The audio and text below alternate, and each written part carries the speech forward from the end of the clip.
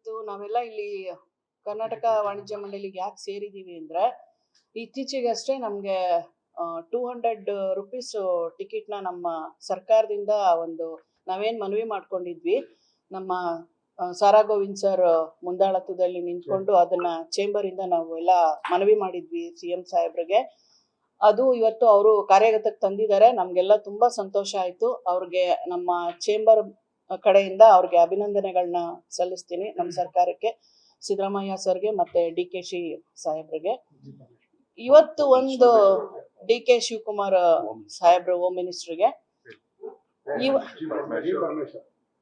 ಹಾಗೂ ಪರಮೇಶ್ವರ್ ಸಾಹೇಬ್ರಿಗೂ ಸಹ ನಮ್ಮ ವಾಣಿಜ್ಯ ಮಂಡಳಿಯಿಂದ ಒಂದು ಅವ್ರಿಗೆ ಮನಪೂರ್ವಕ ಧನ್ಯವಾದಗಳನ್ನ ಹೇಳಕ್ ಇಷ್ಟಪಡ್ತೀವಿ.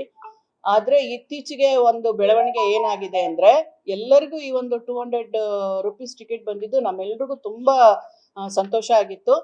ಆದ್ರೆ ಇತ್ತೀಚೆಗಷ್ಟೇ ಮಲ್ಟಿಪ್ಲೆಕ್ಸ್ ಅವರು ಹಾಗೆ ಕೆಲವೊಂದು ಹೊಂಬಾಳೆ ಫಿಲ್ಮ್ಸ್ ಆಗಿರ್ಬೋದು, ನಿಮ್ಗೆಲ್ಲರಿಗೂ ಗೊತ್ತೇ ಇದೆ.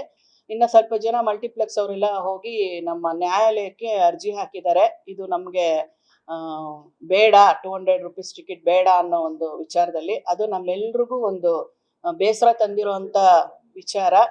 ಸೊ ಹಾಗಾಗಿ ನಾವೆಲ್ಲರೂ ಸೇರ್ಕೊಂಡು ಒಂದು ನಮ್ಮ ಚೇಂಬರ್ ನಲ್ಲಿ ಒಂದು ಮನವಿ ಕೊಡ್ತಾ ಇದೀವಿ. ಆಲ್ ಪ್ರೊಡ್ಯೂಸರ್ಸ್, ಇದು ನಮ್ ಯಾರಿಗೂ ಒಂದು ಇಷ್ಟ ಇಲ್ಲದೆ ಇರುವಂತ ಸಂಗತಿ. ಮತ್ತೆ ಅವರು ಸಹ ಒಂದು ಪ್ರೊಡ್ಯೂಸರ್ಸ್ ಬಗ್ಗೆ ಯೋಚನೆ ಮಾಡಿದಾಗ ನಾವು ಎಷ್ಟು ವರ್ಷದಿಂದ ಕಷ್ಟಪಟ್ಟಿದೀವಿ. ಈ 200 ರುಪೀಸ್ ಟಿಕೆಟ್ ಇಂದ ತುಂಬಾ ಜನ ಪ್ರೊಡ್ಯೂಸರ್ಸ್ಗಾಗ್ಲಿ ಮತ್ತೆ ಎಲ್ಲರಿಗಿಂತ ಹೆಚ್ಚಾಗಿ ಪ್ರೇಕ್ಷಕರಿಗೆ ಇದರಿಂದ ತುಂಬಾ ಅನುಕೂಲ ಆಗ್ತಾ ಇದೆ. ಇತ್ತೀಚೆಗೆ ನಮ್ಗೆ ಥಿಯೇಟರ್ಗೆ ಜನ ಬರೋದೇ ಕಮ್ಮಿ ಆಗಿದೆ.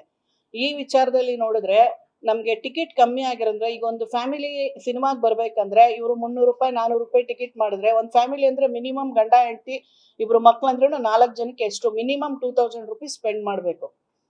ಸೊ ಹಾಗಾಗಿ ಇದು ಒಂದು ರೀಸನ್ ಇರ್ಬೋದು ಥಿಯೇಟರ್ಗೆ ಜನ ಬರ್ದೇ ಇರೋದಕ್ಕೆ. ಈ 200 ರುಪೀಸ್ ಟಿಕೆಟ್ ಏನಾಗಿದೆ, ಇದು ಎಲ್ಲರಿಗೂ ಅನುಕೂಲ ಆಗಿದೆ, ಎಲ್ಲಾ ಕ್ಲಾಸ್ ವರ್ಗಕ್ಕೂ ಅನುಕೂಲ ಆಗಿದೆ. ಮತ್ತೆ ಬೇರೆ ಇವಾಗ ಗೋಲ್ಡನ್ ಕ್ಲಾಸ್ ಆಗಿರ್ಬೋದು, ಪ್ರೀಮಿಯಂ ಇರ್ಬೋದು, ಅಂತವ್ರಿಗೆ ನೀವು ಜಾಸ್ತಿ ಮಾಡಿ, ಆಲ್ರೆಡಿ ಮಾಡಿದ್ದಾರೆ, ಅಂತವ್ರಿಗೆ ಜಾಸ್ತಿ ಮಾಡಿ ತೊಂದರೆ ಇಲ್ಲ. ಅವ್ರ ಕಂಫರ್ಟ್ ಝೋನ್ ಕೇಳ್ತಾರೆ, ಅವ್ರ ಕಂಫರ್ಟ್ ಝೋನ್ಗೆ ಅವರು ಅಷ್ಟು ಟಿಕೆಟ್ ನ ಕೊಟ್ಟು ಬರೋದ್ರಲ್ಲಿ ಏನು ತಪ್ಪಿಲ್ಲ.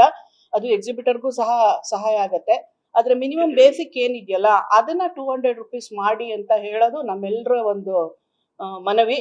ಸೊ ಇದನ್ನ ಅವ್ರು ಅರ್ಥ ಮಾಡ್ಕೊಂಡು ನಮ್ಮ ಎಲ್ಲರ ಒಂದು ಏನು ರಿಕ್ವೆಸ್ಟ್ ಇದೆ ಅದನ್ನ ಒಂದು ಅವರು ಸ್ವೀಕರಿಸಿ ನಮ್ಮ ಒಂದು ರಿಕ್ವೆಸ್ಟ್ ನ ವಾಪಸ್ ತಗೊಂಡ್ರೆ ನಮ್ಮೆಲ್ರಿಗೂ ಸಂತೋಷ ಆಗತ್ತೆ ಅಂತ ನಾನು ನಮ್ಮ ಚೇಂಬರ್ ಮುಖಾಂತರ ನಾನು ಕೇಳ್ಕೊತೀನಿ. ಎಲ್ಲ ಈವನ್ ಬೇರೆ ಸ್ಟೇಟ್ ಬಗ್ಗೆ ಮಾತಾಡ್ಬೇಕಂದ್ರೆ ಎಲ್ಲಾ ಸ್ಟೇಟ್ ಅಲ್ಲೂ ಅದೇ ತರ ಇದೆ. ಇವತ್ತು ಕನ್ನಡ ಸಿನಿಮಾನ ಬೇರೆ ಸಿನಿಮಾಗಳಿಗೆ ಕಂಪೇರ್ ಮಾಡ್ತಾರೆ. ಬೇರೆ ಸಿನಿಮಾಗಳಲ್ಲಿ ಥಿಯೇಟರ್ಗೆ ಜನ ಬರ್ತಾ ಇದ್ದಾರೆ, ಬೇರೆ ಸ್ಟೇಟ್ ನಲ್ಲಿ ಸಿನಿಮಾಗಳು ಚೆನ್ನಾಗಿ ಓಡ್ತಾ ಇದೆ, ಚೆನ್ನಾಗಿ ಅವರು ದುಡ್ಡು ಮಾಡ್ತಾ ಇದ್ದಾರೆ ಪ್ರೊಡ್ಯೂಸರ್ಸ್. ಬಹುಶಃ ನಮ್ ಕರ್ನಾಟಕದಲ್ಲೇ ಅನ್ಸುತ್ತೆ ನಮ್ಮ ಪ್ರೊಡ್ಯೂಸರ್ಸ್ಗೆಲ್ಲ ಇಷ್ಟು ಮೋಸ ಆಗ್ತಾ ಇರೋದು. ಒಂದು ಏನಂದ್ರೆ ಎಲ್ಲಾ ಲ್ಯಾಂಗ್ವೇಜ್ ಸಿನಿಮಾಗಳು ಇಲ್ಲಿ ರಿಲೀಸ್ ಆಗತ್ತೆ, ಅದೊಂದು ನಮ್ಗೆ ಹೊಡೆತ ಬೀಳುತ್ತೆ. ಜೊತೆಗೆ ಈ ಟಿಕೆಟ್ ಬೇರೆ ಪ್ರಾಬ್ಲಮ್. ಬೇರೆ ಸ್ಟೇಟ್ ಗಳಲ್ಲೆಲ್ಲ ಇದೇ ತರ ಮಾಡಿದ್ದಾರೆ, ಅವರೆಲ್ಲ ಎಕ್ಸೆಪ್ಟ್ ಮಾಡಿದ್ದಾರೆ. ಅವರ ಒಂದು ಚಿತ್ರರಂಗ ಏನಿದೆ ಅದ್ರ ಬೆಳವಣಿಗೆ ಕಾಣ್ತಾ ಇದ್ದಾರೆ. ನಮ್ಮಲ್ಲಿ ಏನೇ ಒಂದು ಹೊಸ ರೂಲ್ಸ್ ಬಂದ್ರು ಇದಕ್ಕೆ ಅಡ್ಗಾಲ್ ಹಾಕೋರು ಜಾಸ್ತಿ ಆಗಿದ್ದಾರೆ. ಸೊ ಹಾಗಾಗಿ ನಾವು ಒಂದು ಚಲನಚಿತ್ರರಂಗನ ಬೆಳೆಸಬೇಕು, ಮುಂದೆ ಸಾಕಷ್ಟು ಸಿನಿಮಾಗಳನ್ನ ನಿರ್ಮಾಣ ಮಾಡಬೇಕು. ನಮ್ಮ ವಾಣಿಜ್ಯ ಮಂಡಳಿ, ನಮ್ಮ ಪ್ರೊಡ್ಯೂಸರ್ಸ್ ಕೂಡ ಜಾಸ್ತಿ ಜನ ಇಲ್ಲಿ ಹೂಡಿಕೆ ಮಾಡಬೇಕು ಚಿತ್ರರಂಗಕ್ಕೆ. ಆ ರೀತಿಯಾಗಿ ಆಗ್ಬೇಕಂದಾಗ ಇವೆಲ್ಲ ಒಂದೊಂದೇ ರೂಲ್ಸ್ ಗಳು ಬಂದ್ರೆ ತಾನೇ ಎಲ್ಲರಿಗೂ ಒಂದು ಸಹಾಯ ಆಗತ್ತೆ. ಸೊ ಆ ನಿಟ್ಟಿನಲ್ಲಿ ಅವರು ಸಹ ಯೋಚನೆ ಮಾಡಿ ನಮ್ಮ ಪ್ರೊಡ್ಯೂಸರ್ ಒಂದು ಸ್ಥಾನದಲ್ಲಿ ನಿಂತ್ಕೊಂಡು ಅವ್ರು ಯೋಚನೆ ಮಾಡಿದ್ರೆ ಅವ್ರಿಗೆ ಅರ್ಥ ಆಗತ್ತೆ ಅಂತ ಭಾವಿಸ್ತೀನಿ. ದಯವಿಟ್ಟು ಇದು ನಮ್ಮೆಲ್ಲರ ರಿಕ್ವೆಸ್ಟ್ ಅಂತ ನಾವು ಕೇಳ್ತೀವಿ. ಬೈ ಚಾನ್ಸ್ ಅವರು ನಮ್ಮ ರಿಕ್ವೆಸ್ಟ್ಗೆ ಒಂದು ಸ್ವೀಕರಿಸಿ ಅವರು ವಾಪಸ್ ತಗೊಂಡ್ರೆ ನಮ್ಮೆಲ್ಲರಿಗೂ ಸಂತೋಷ. ಇಲ್ಲ ಅಂದ್ರೆ ಅವರು ಅದನ್ನೇ ನಾವು ಕಂಟಿನ್ಯೂ ಮಾಡ್ತೀನಿ ಅಂದ್ರೆ ನಾವು ಸಹ ಎಲ್ಲರೂ ಸಹ ಕೋರ್ಟಿಗೆ ಹೋಗಿ ಫೈಟ್ ಮಾಡಕ್ಕೆ ರೆಡಿ ಇದೀವಿ ಅಲ್ವಾ?